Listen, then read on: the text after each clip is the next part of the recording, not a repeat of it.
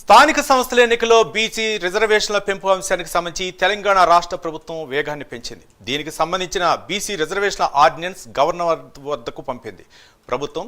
దీనిలో భాగంగా పంచాయతీ ఆర్డినెన్స్ ఫైల్ను మంత్రి సీఎం సంతకం చేసి రాజ్భవన్కు పంపించారు.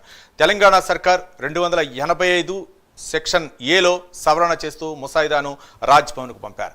ఎటువంటి లీగల్ చిక్కులు రాకుండా ముసాయిదా డ్రాఫ్ట్ను గవర్నర్కు పంపించింది తెలంగాణ ప్రభుత్వం. గవర్నర్ నుంచి ఆమోదం రాగానే ప్రభుత్వం ఆర్డినెన్స్ నోటిఫికేషన్ విడుదల చేయనుంది.